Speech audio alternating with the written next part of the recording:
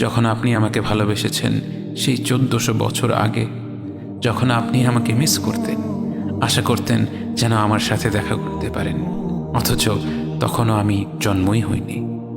সেদিন সাহাবীরা আপনার চোখে পানি দেখে বলল, ইয়া রাসূলুল্লাহ, আপনি কাঁদছেন কেন?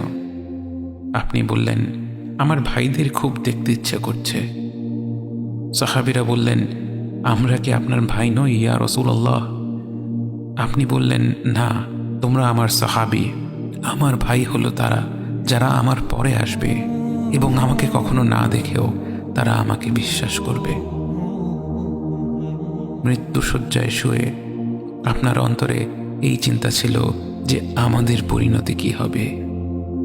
উম্মতি উম্মতি বলতে বলতে আপনি আপনার রবের নিকট ফিরে গিয়েছেন।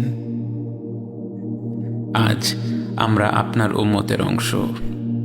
বিশ্বজুড়ে আপাত দৃষ্টিতে আমরা হচ্ছি সবচেয়ে অপদস্থ, নিরুপায়, পরাজিত, লাঞ্ছিত, অথচ বাস্তবে আপনার উম্মতের অংশ হওয়া যে গোটা বিশ্বের সব সম্পদ পাওয়ার চেয়েও মূল্যবান ব্যাপার। আজ আমার মনে যত আশা, যত আকাঙ্ক্ষা, যত স্বপ্ন, যত চাহিদা, সব কিছু পেয়ে গেলেও নিজেকে এতটা সৌভাগ্যবান মনে করতাম না যতটা মনে হয় আজ আপনার উম্মতের একজন হতে পেরে। কাল হাসরের ময়দানে যখন গোটা মানব জাতি এক নবী থেকে আর এক নবীর কাছে ছুটে যাবে, আল্লাহ যেন বিচার প্রক্রিয়া শুরু করেন এবং প্রতিটি নবী নাফসি নাফসি বলে মানুষকে ফিরিয়ে দিবে।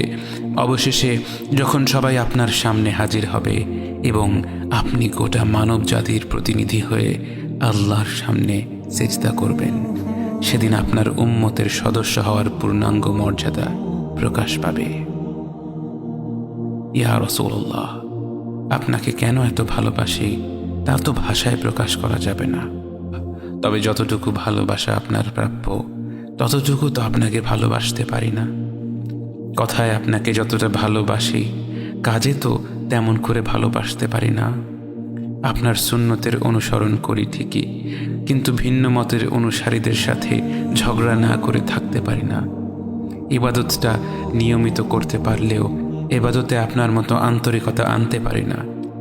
বাহ্যিক বিষয়ে আপনার অনুসরণ করতে পারলেও চারিত্রিক দিক থেকে তো আপনার কাছ থেকে শিক্ষা নিতে পারি না। মুখে আপনার প্রতি সালাওয়াত পেশ করলেও কাজে কর্মে উম্মতে মুহাম্মদ হিসেবে আপনার সম্মানটা রক্ষা করতে পারি না। রাসূলুল্লাহ, হাবিবুল্লাহ, নবিয়ুল্লাহ, ইয়া মুস্তাফা, আমরা তো আপনার উম্মত হবার যোগ্য নই, কিন্তু আপনার রব তো সবচেয়ে ক্ষমাশীল। তিনি তো আমাদের যা প্রাপ্য তার চেয়ে অনেক বেশি অনুগ্রহ প্রদর্শন করতে সক্ষম। আপনি আমাদের যতটুকু ভালোবেসেছেন তিনি তো আমাদের এর চাইতেও বেশি ভালোবাসেন। আমরা আমাদের ভুল ত্রুটি সম্পর্কে যতটুকু অবগত তিনি তো তার চাইতেও বেশি অবগত।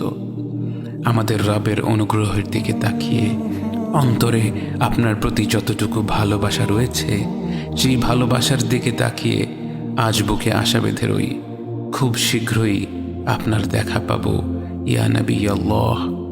খুব শীঘ্রই হাউদে কাউসারের পাড়ে আপনার হাতে তৃষ্ণা মেটাবো ইয়া হাবিব আল্লাহ। জান্নাতের নির্মল বাগানে অনন্তকালের যাত্রায় আপনার সঙ্গী হয়ে ঘুরে বেড়াবো ইয়া রাসূলুল্লাহ সাল্লাল্লাহু আলাইহি ওয়াসাল্লাম। লা ইলাহা